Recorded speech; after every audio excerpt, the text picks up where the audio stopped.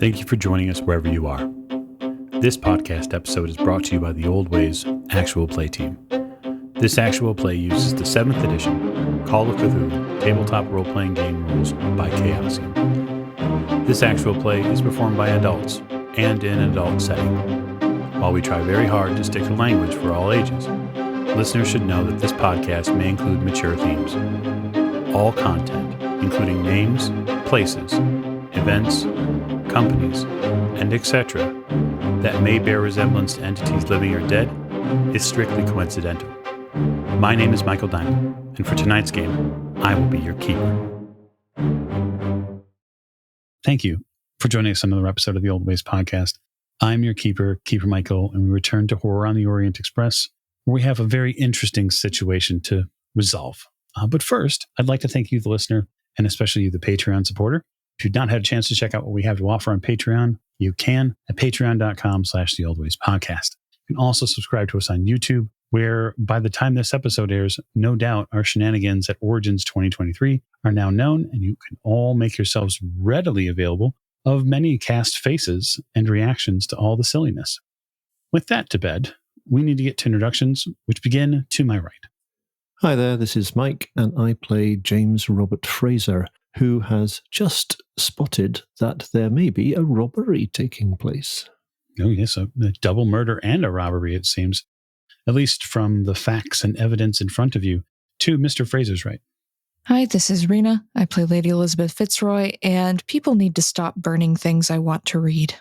You know, that's true. That seems to be getting to be a little bit of a trend. You'd want to be probably careful with that. No German reading, by the way, just a local tip. At the end of the table. Hi, this is Giles, and I'm playing Simon Griffith, and we're just trying to get ahead in our business here in Sofia. Indeed you are. Keep that head on a swivel. I'm sure it will prove to be useful this session. To Mr. Griffith's right. Hi, this is Miranda, and I play Maggie Bellinger, and I think it'll all be fine if we can just keep our heads about us. A capital plan indeed, Miss Bellinger. And last, but most certainly not least. I'm Martin, and I'm playing Richard Courtney. And Richard is down on hit points, down on sanity, and I think he's got his last pair of trousers. That sounds exceedingly scary, especially the trouser situation. So before we get started, I think it would be very good to do a luck refresh. So we will go directly back to our first chair and have Spike, who plays Mr. Fraser, give us a luck roll. Righty-ho, I've got a luck of 77 at the moment, so I'm quite fairly nicely off. And I've rolled a 60. I am going to give you 3 points of luck. Thank you very much. You're welcome. Rena, who plays Lady Elizabeth. So I rolled an 87 over 76. All right. That is 10 points of luck for you. Ooh. And Giles, who plays Mr. Griffith. Well, I rolled an 18. But fortunately, my luck is a 16. That's how low I am. Ooh, fantastic. That could be greatly beneficial, and it seems it has been on the die. So that is 18 points of luck for you. And Miranda, who plays Miss Bellinger for us. Yeah, so I have 24 luck, and I fumbled my luck roll. I rolled a 99. So that is 16 points of luck. Oh, fantastic. I feel so alive right now. Just give it time. And then last, most certainly not least, Martin, who plays Professor Courtney, please, a luck roll, sir. So Richard has 58 luck, and we rolled a 37. That's 9 points of luck for you. Excellent. That's good. So, when last we left, there was a disturbance, not in the force, in this dusty storeroom. So we will pick it up with Mr. Fraser launching himself into this room, deeper into this room, where he is going to attempt to, I would imagine, halt whatever dark forces are attempting to get away with murder and possibly theft. So, for clarity's purposes, you do have your gun out.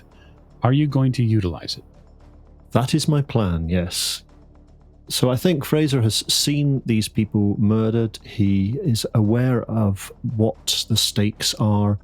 He is fairly confident that this storeroom houses the head of the simulacrum. So he's kind of put two and two together and come up with an answer that suits himself.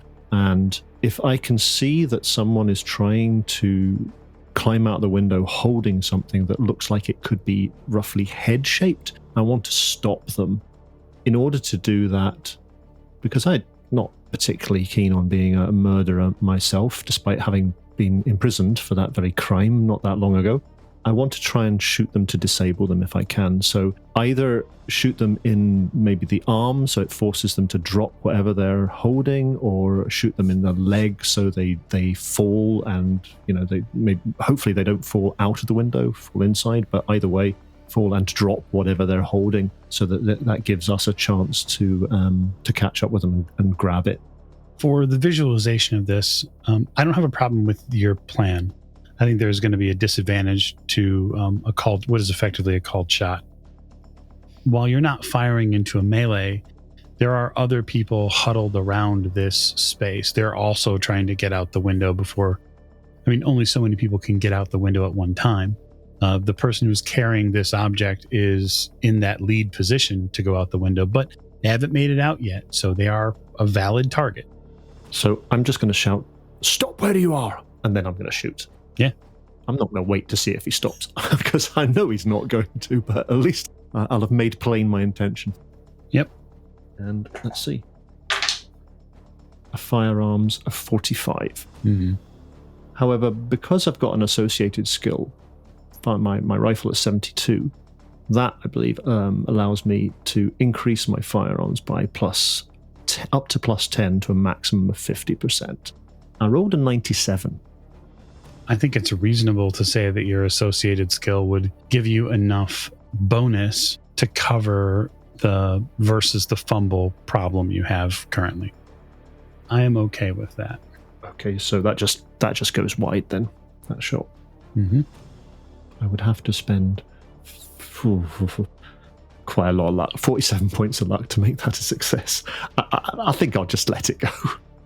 Okay, I was just going to say, I would reference your previous statement as you saying you have all the luck in the world. 47 points of luck I'm going to spend on that from my current luck of 80.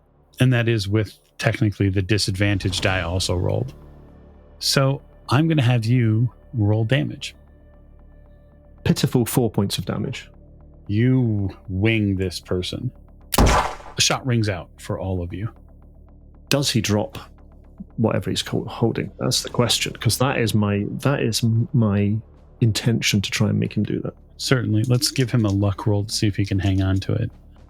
I'm going to say that he's going to drop it. Now the question will be, does it drop inside the room or does it drop outside of the room? It does drop out the window. You fire.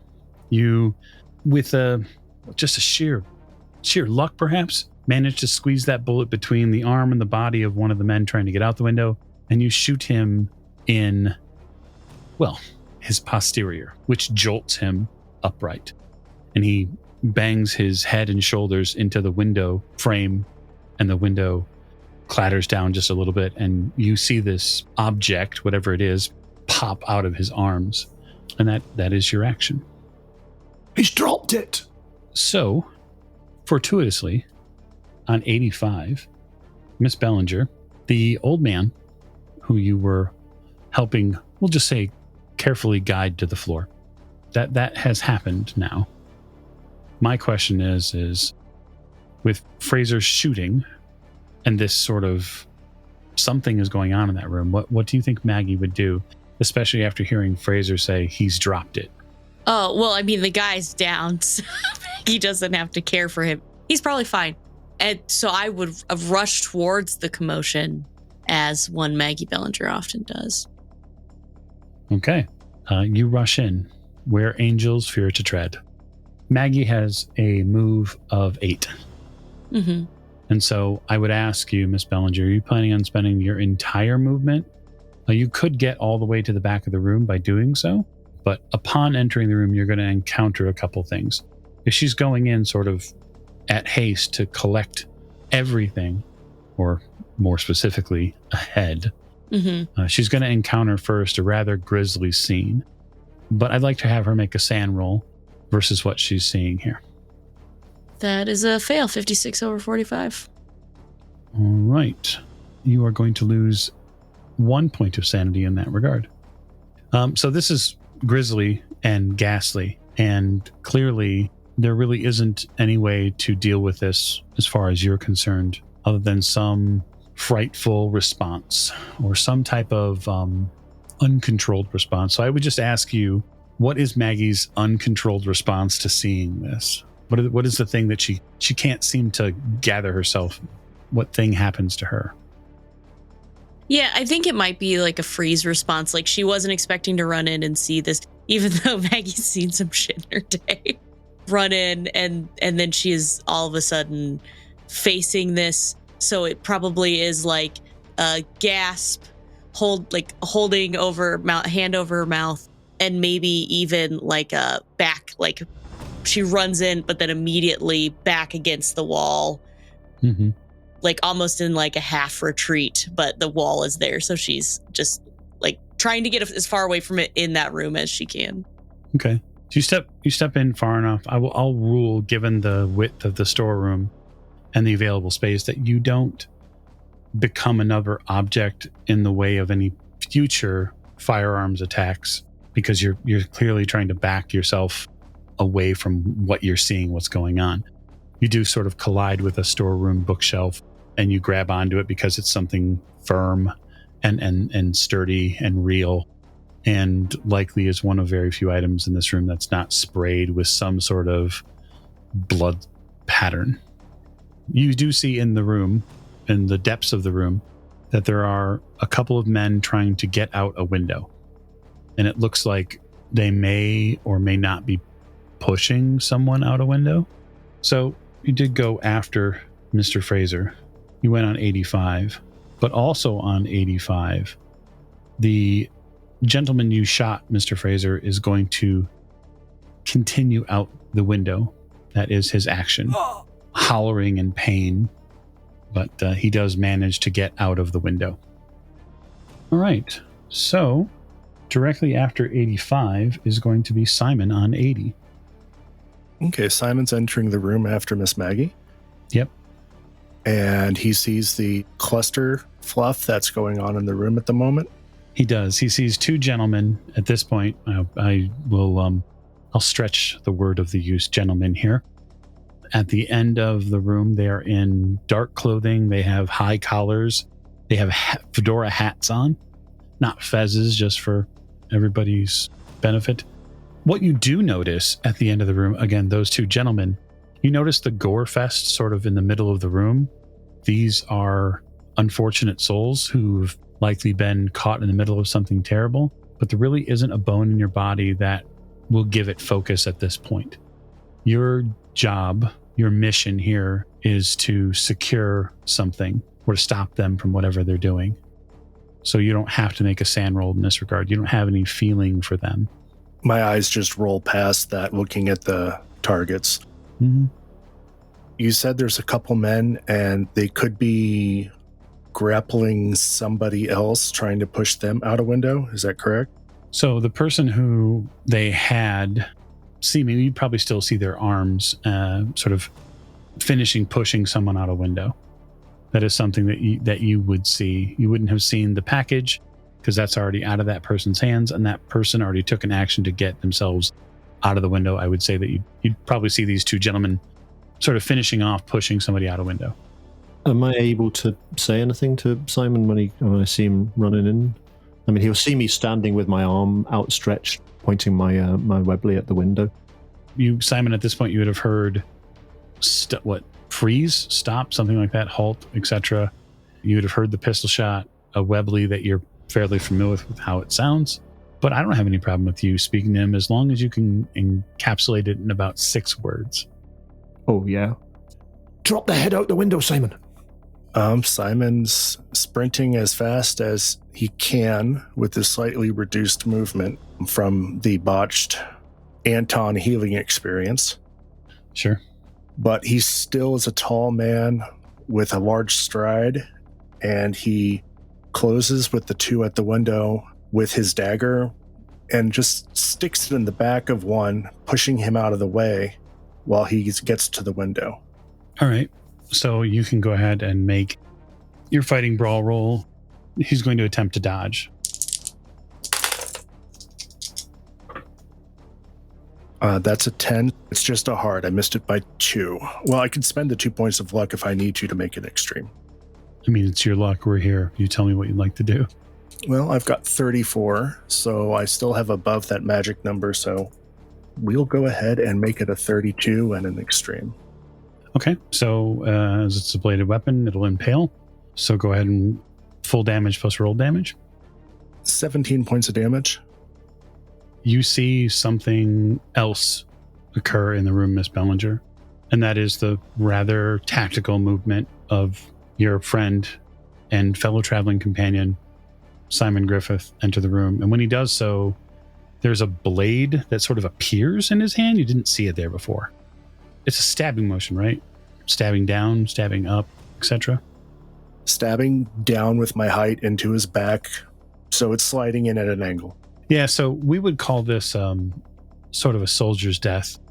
The blade comes down very swift, and there's a rather sickening crunch sound, and then you get every moment of listening to a man choke on his own blood. It's as if the world stops just to hear it. And when that blade comes out, the ceiling and the walls nearby are spattered and sprayed with the arterial leftovers. But there's one less combatant. So that is Simon's action. So now, Lady Elizabeth on 64. So did I hear, because I'm just outside the room, but I haven't gone in, did I hear Fraser yelling that the head got, what we assume is the head got dropped out the window? I think that's probably reasonable enough for you to hear, yeah. He's shouting right by the sort of entranceway to the room, yeah. Even though the Doppler effect, him shouting into the room, is going to sound different, it's going to echo back, yeah, you'd probably still hear that. So if we're on the ground floor, then I'm going to try and go outside the building to get to the head, or whatever I assume it is. I know it'll take a while, but there's a lot of people already in that room, and I'm not sure what my presence would do other than confuse the scene. So my idea is we need someone outside to try and grab it. So that's what I'm going to do. You turn around, take your full move back down the university hall. You know the door that you came in, but that doesn't necessarily have to be the only egress point. You're basically looking for any door that exits on that side of the building. So I'll say it's going to take you, we'll just say at least a D4 rounds to exit the building. That's 3. Okay. So you'll spend this round moving and then the next 2. And then you'll be out of the building on that side, likely in some sort of courtyard, etc., or quad area. Okay. So now for initiative 60. The man who is beside you, Simon, takes an object out of his trench coat. It's long, it has a bulbous end at one point, and it's not the thing that you want to see today. This is something you're somewhat familiar with, having served in the war. It is a Model 24 German stick grenade. You mean a potato masher? Uh-huh. He engages it and drops it on the ground nearby. That is his action, but he will get to move as well. So he flings this on the ground, not necessarily towards you. And that is the scariest thing. For you, Mr. Fraser, this is a nightmare that comes at you. Yeah, it's not the first time I've seen one of these. No, sir. But it does not go off just yet. It will go off shortly. Just like every grenade, it goes off at the least appropriate time. That's what grenades are. They're sort of like a party foul. He'll take his movement to extricate himself from the building via the window. He does not seem to give any pause or care to his compatriot, who you've recently just removed from existence. All right. That leaves the professor on 50. So, seeing Maggie dart in. For some reason he can only fathom she's after another one of these body parts, probably. He's gonna rush in there and Maggie, what are you doing?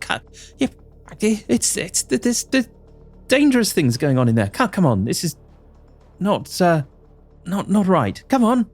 And then he's just gonna sort of run in while saying this and try and pull her out. Okay.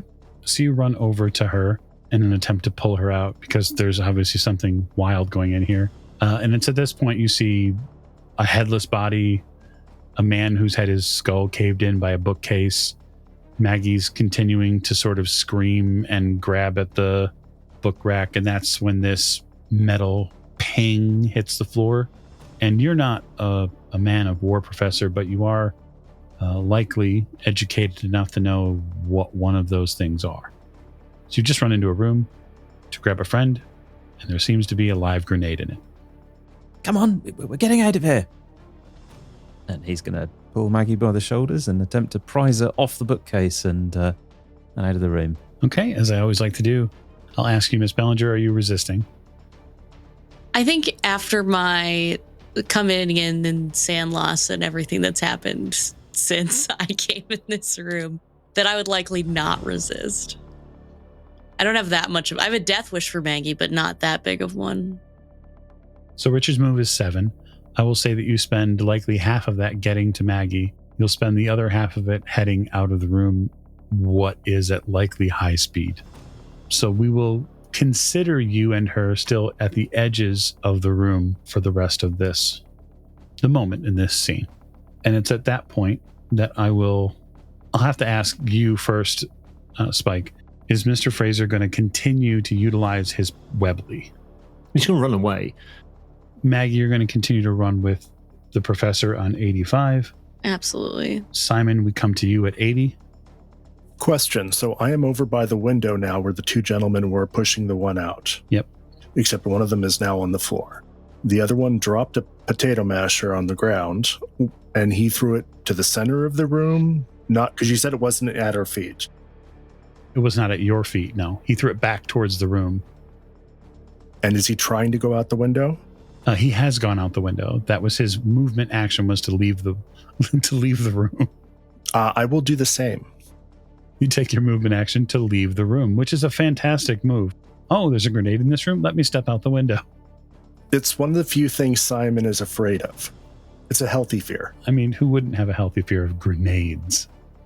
All right. So that said, Lady Elizabeth will spend her action continuing around the university, although this university is about to get a very immediate facelift. And then we come to 60, which, incidentally, is the same action initiative that this grenade will go off on. And so, I'll tell you what, Mr. Fraser, why don't you roll me luck? We'll see who goes first. That's a resounding fail on my luck roll. Resounding fail, you say? All right. Well, we'll consider you in the room as this attack happens. So, here is the good news. The good news is the Model 24 only has a 3-yard radius of damage, right?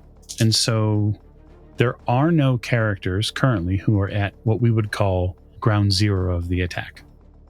And so no one will take 3d6, which is very helpful. For every yard, it loses a d6, and so there are no investigators who are within 6 feet of this, right? So we don't have to worry about that. But there are multiple investigators who are within 3 yards of it, and they will all be taking a d6 damage, and that would be the professor, Mr. Fraser, and Miss Bellinger. You'll all take 2 points of damage. It'll be all better after a night's rest.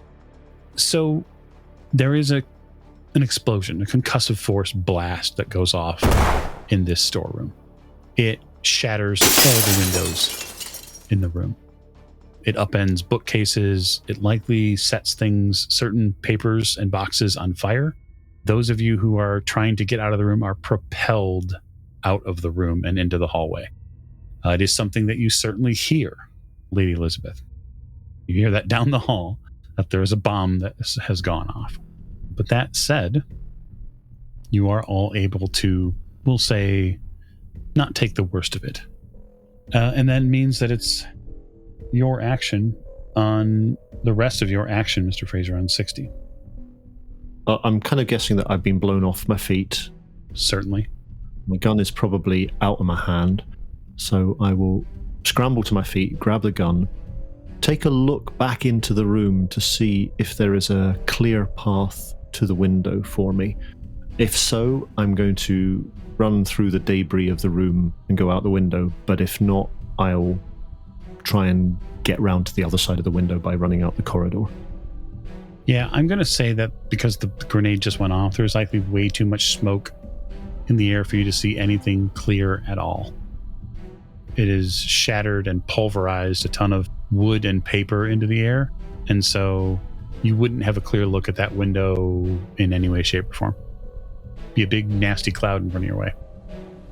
How long do I think it's going to take me to run around the building? Is it going to be substantially slower to go down the corridor, out the door, and around the building to the other side than it would be just to clamber as quickly as I can across the debris of the room, hope that there's just a big hole where the window was that I can jump out of?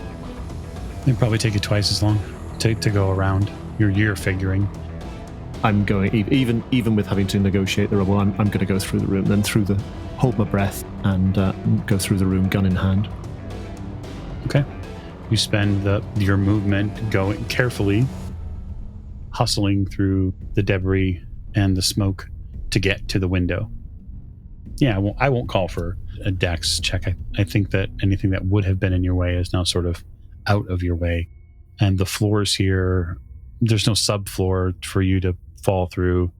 It's all, likely some type of poured concrete with wood flooring over it. So there's nothing that you would have to necessarily navigate. Yeah, I'm kind of guessing that I'm going to have to scramble over exploded bookcases and the like, and there's probably bits of person scattered around the room as well. Well, where that blast went off was more or less where the person had been decapitated at. And so you are, we'll just say, having recalling some memories from times in France when you had to focus forward and not look at what was going on at your feet. But that said, it's Professor Courtney's action on 50. You have survived a grenade attack. So Richard is going to continue to pull Maggie out of the room. I mean, if he's been sort of blasted, I'm guessing he's still on his feet, or? Yeah, you and her are still on your feet. You had made it basically to the edge of the room when it went off, and it sort of pushed you out of the room. Now you seem to have tumbled over the professor, the older professor, and I think it's fair to give you a quick spot hidden roll to see if you pick up on something. Ooh. So that's a 79. Oh, over 77. You can spend the 2 if you like. It's up to you. No, I can't imagine good things are here, so I think I'll remain ignorant. I love that. I love that for you. Professor, I'm going to play a hand of fate against you, and I'm going to make that a success. Yeah, you bet. You, having extricated yourself from the room and having pulled Maggie along, you see the now corpse of the older man at your feet. And what turns you and your stomach just a little is the fact that he seems to have suffered from some sort of terrible fate that included blood from his ears and eyes. And there is this sort of weeping lines of blood all the way down his face and into his beard and thick white mustache. That's not the hard part, though. The hard part is the fact that his eyes are open and they're making eye contact with you. I think Richard's just going to continue to drag Maggie away from this situation. He doesn't really know what happened in there. Mm-hmm. I mean, she was in there, he dragged her out, everything went bang, strange man bleeding. Yeah, let's get out of here. Come on, Maggie. There's nothing good here. We must leave. All right. Speaking of Maggie, we're going to get to Miss Bellinger now. It's the top of the round. It's her action. Since Fraser is the only one with a gun out but doesn't have anyone to shoot at, on 85, Miss Bellinger. I consent to fleeing with Richard. Okay. I can sort of, what we'll do then is sort of tuck the two of you away as fleeing. Can you tell me where you're fleeing to? Well, an explosion just went off in a building, so I feel like we would be trying to get the heck out of there. All right, then. So, Simon on 80, you are outside the building, having, I guess, hunkered down, using the brick and mortar to protect you from the grenade blast. Pretty much dived through the window and rolled. And when his head is right side up, he's still prone because of the explosion. He's going to look for where the gentlemen are running to. Okay. Now go ahead and give me a spot hidden roll. That is an 18. Hard success. We'll say we'll give you three things, three fairly important things. One, the quad here that the window exited out onto does have some sporadic tree cover, right? It's a nice place for university students to relax and to, work on their papers, read their books, etc., perhaps enjoy music coming from the music department, which isn't terribly far away.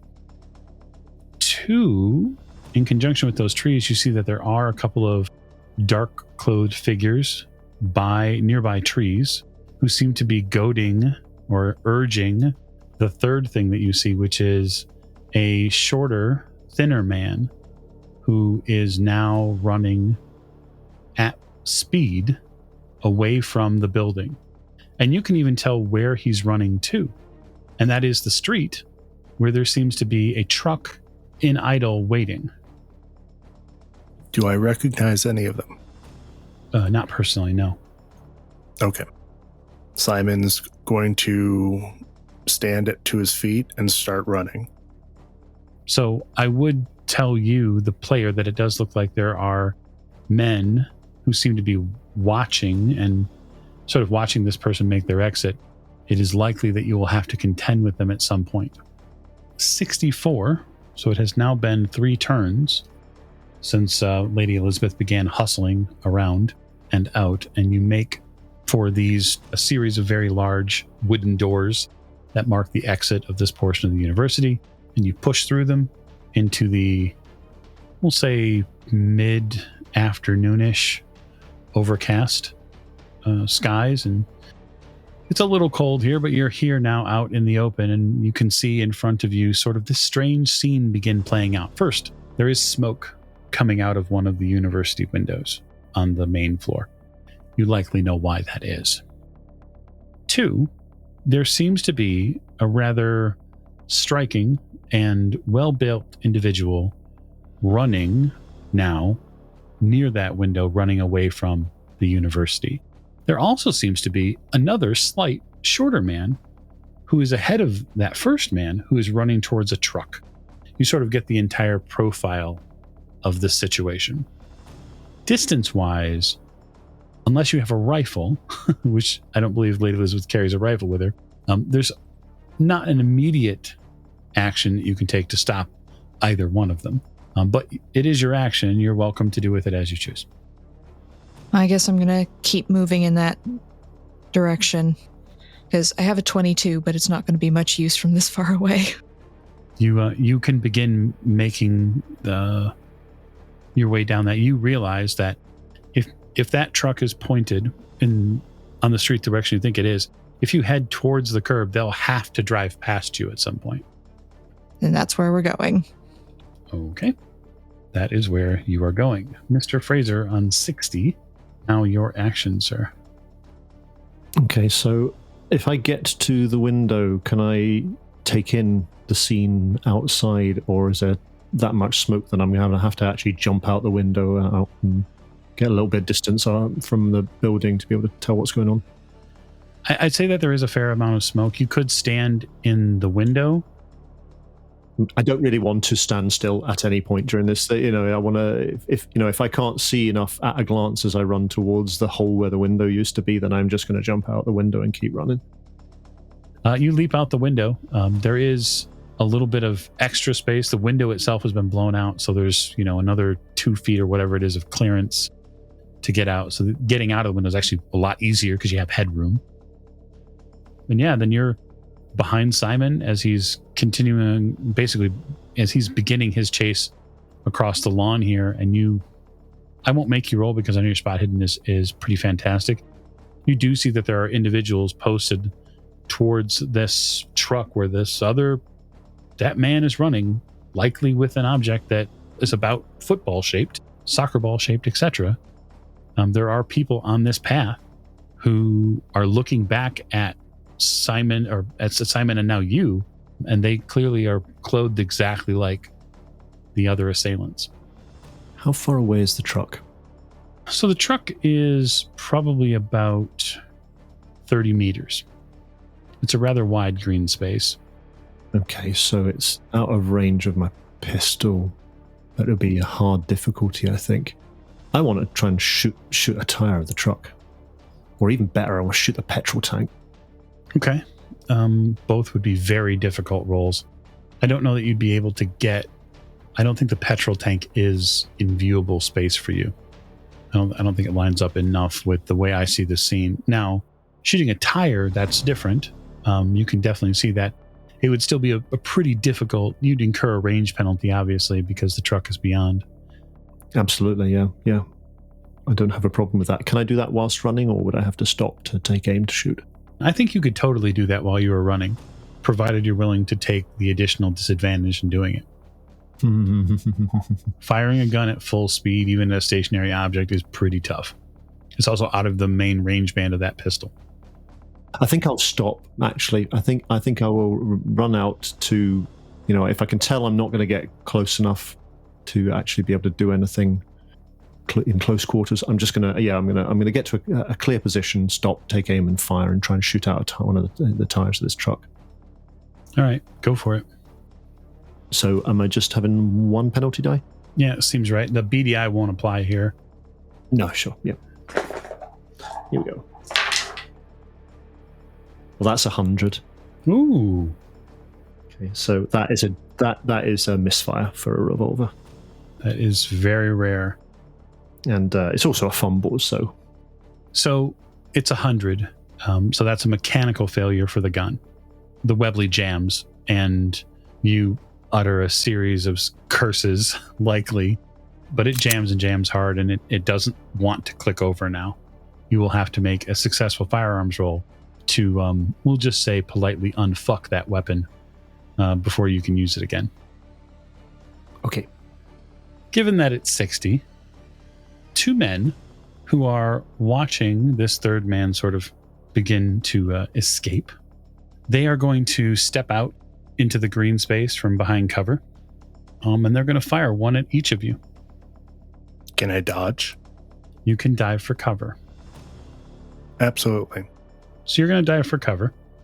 That was a 4, and so we'll see what it becomes. Very lucky. That is now a 74. So that is a miss. You eat dirt. Oh, happily. Simon sees a shotgun comes out. He's not even thinking war. He's thinking, people defending their stills in the backcountry. Yeah, it looks like this shotgun is double-barreled. It's had some of that barrel sawed off so it can be easily concealed. But when it comes up, you hear the definitive click, and you eat dirt. And this is something you'd also see, Mr. Fraser. You'd see a shotgun, and then you'd see Simon hit the dirt. And so the other gentleman produces a pistol and aims it at you, Mr. Fraser. And would you like to tell me that you're going to dive for cover? No, I'm just going to keep running. Oh, okay. All right. That is a hit. 52 under 60. This is a Mauser. It's an M1919. Does 7 points of damage. Ouch. Okay, yeah, I guess I kind of recoil from that a bit, but I'm keeping running forward and I'm swapping my guns. Okay. So that was 60. Richard and Maggie are still continuing to flee.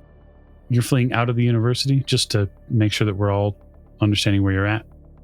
I think that would be a good idea. Okay. I mean, there's like flames and explosions and stuff. I mean, Richard doesn't really know what went on in the other place, did he? You didn't really see exactly what was going on. You didn't get a chance to view all the gore and nastiness. It was really the oncoming grenade that turned your heels around. Better right than in, then. Yes, so we have to get out of the universe so then we can run towards the gunfire. Correct. Now you're capital thinking. That's exactly what I was thinking. So you run out of the university on the heels of one Lady Elizabeth Fitzroy, who is seemingly continuing to run, a spry lady that she is now. Perhaps we'll just say she's moving swiftly, because running wouldn't be very ladylike, would it? I don't think I care about being ladylike anymore, Fair enough. especially after seeing Mr. Fraser get shot. Yeah, you would see that too. You would sort of see the whole nastiness going to your right. Simon nearly getting cut in half by somebody with a shotgun, that sort of thing. So this will end the round as Richard and Maggie continue to flee. We will get to the top of the round, which isn't Miss Bellinger now that we're on the outside. So, Fraser, you watch this gentleman, again, I use that term loosely, this man carrying the football, so to speak, run and leap onto the back of the truck to try to get inside. God damn it, I'm just going to have to shoot the guy. Again. Okay. Oh, it's the same guy, right? Okay. Stop or I'll fire! Damn it! And I will shoot him. Okay. I will take a shot. Drop! Whatever you're carrying now, man, you fool! That is a normal success. Clearly, he does not listen fast enough, and so you exact upon him a corporal punishment of a pistol. Yeah, it says 38 this, so it's just a d10. Yeah, go ahead and roll damage. 9 points of damage. Ooh. But with the 4 previous, that will put him at 0. All right, so he drops whatever package he's carrying. And since you go on 110 and he goes on 90, he's not going to get a chance to get his action. He doesn't have any superpowers or any specific abilities. But that is not your largest problem. I take it he's dropped it on the ground beside the truck, not into the truck? He has, just at the back of the truck, yes. Given your space in relation to how close you are to the truck, I'm going to give you at the end of your action a spot hidden. That's a 0-9. That's an extreme success. Fantastic. You see something you don't want to see in the back of that truck.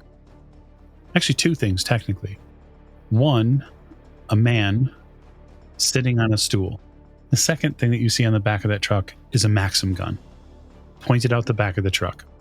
For those of you playing at home, that is an MG-08 Maxim gun. It is a German weapon that was used during the World War, and it is highly effective. I'll just put it this way.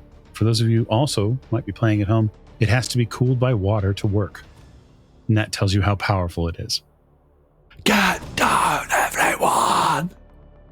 You scream, get down. Simon, I know, has lost his action because he ate dirt. You did say that there were trees in this lawn periodically. Is it enough that I can be scrambling behind a tree? Because I know there's a guy with a shotgun targeting me.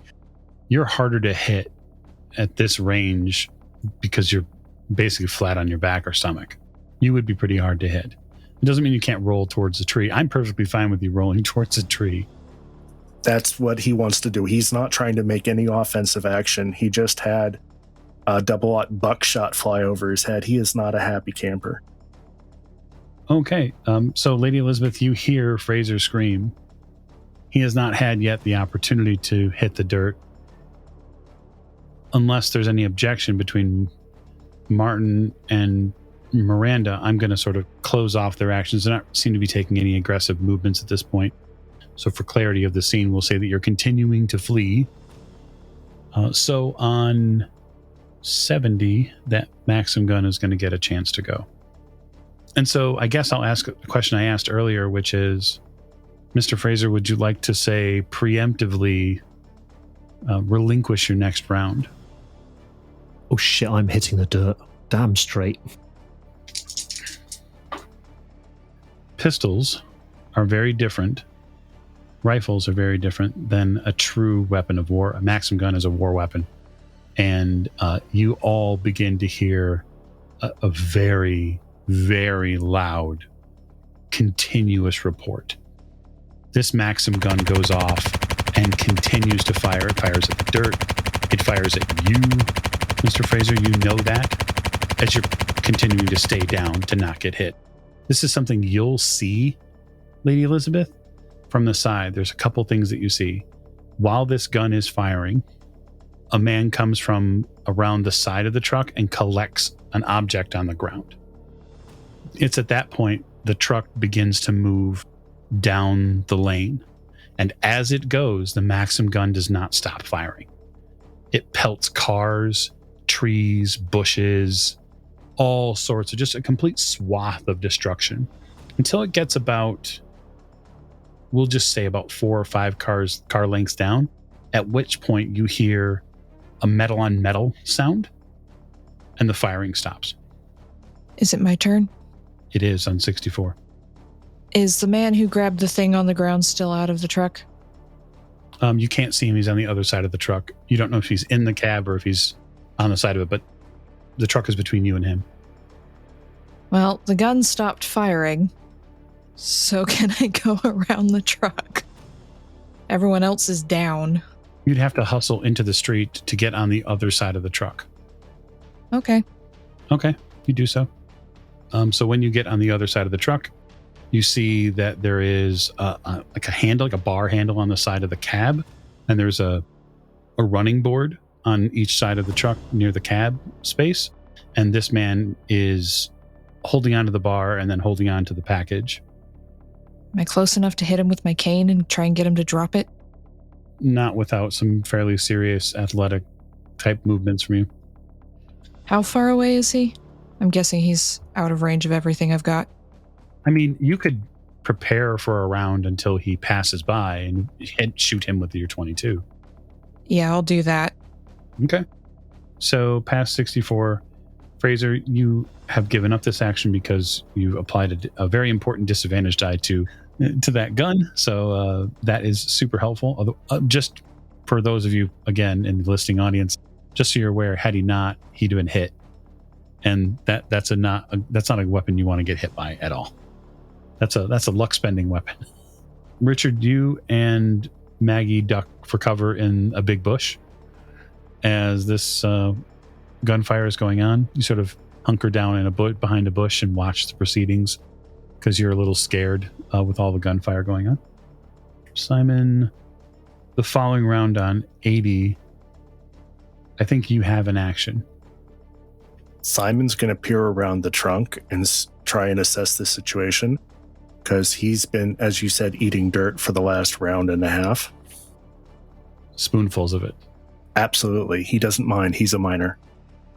So yeah, assessing the situation, it looks like Fraser is trying to take cover either on the ground or near a bush or a tree just to not get hit by that Maxim gun. It does sound like the Maxim may have jammed because it suddenly stopped firing, but it's left a wake of destruction. Do I see anything else? Did the other 2 people who shot at us, are they still there or did they board the truck? There's a body on the street near where the truck was. You're not sure how it got there, but it's there. And the gentleman with the shotgun? He looks like he's running, as is the other man. Like they're trying to flee the scene. How close are they? Probably 20 or so yards at this point. I'm going to go check on, or Simon's going to go check on Fraser. Fair enough. So on 70, Lady Elizabeth, I'm going to ask you to make a dodge roll because this truck driver is going to just decide to lean into the wheel a little bit and try to make you street paced.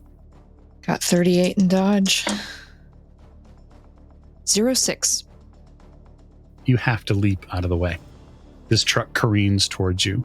As it does so, you watch the man who was holding onto the head dump the head inside the cab of the truck.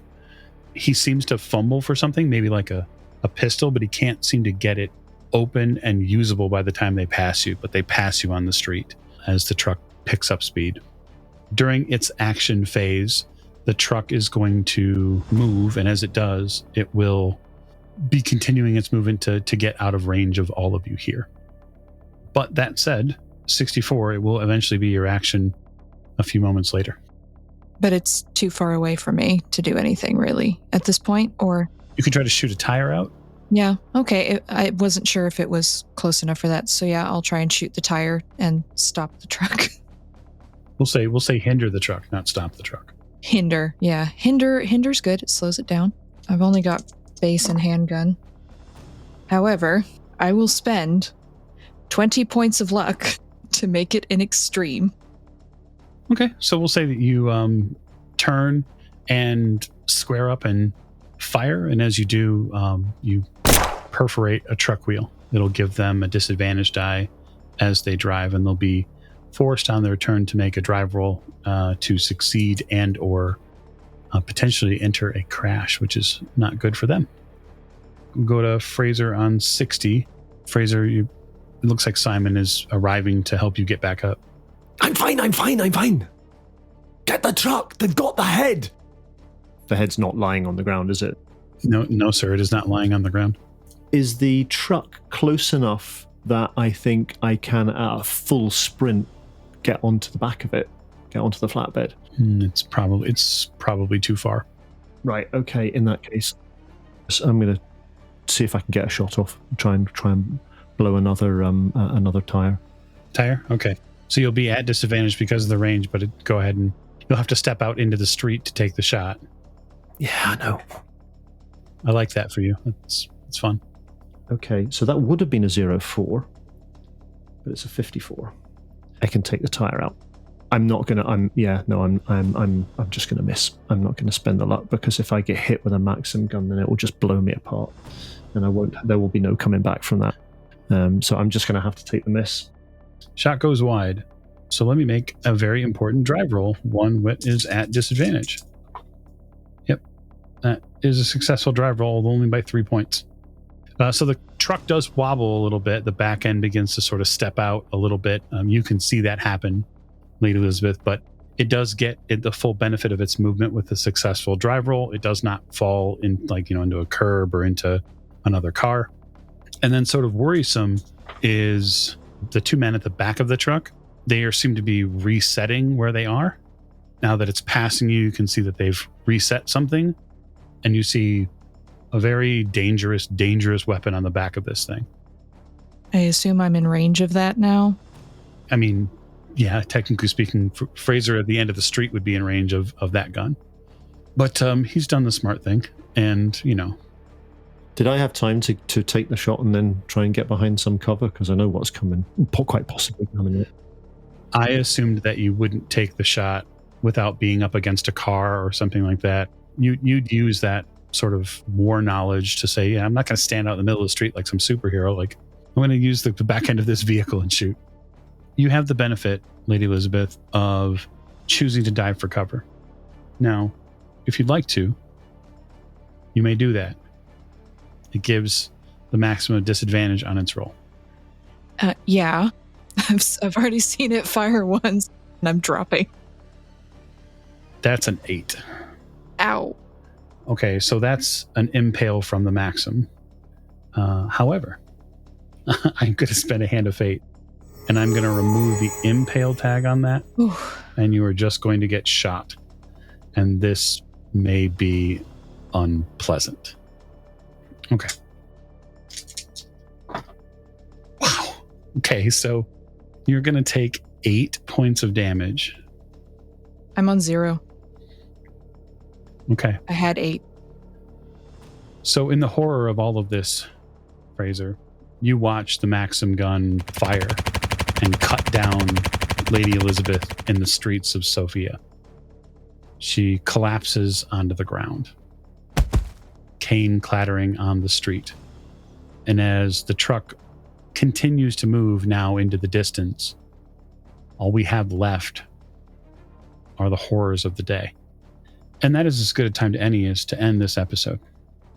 And so I'd like to thank you, the listener, and especially you, the Patreon supporter, for joining us for this episode of Horror on the Orient Express as we continue in Act 5. Thank you, and good night.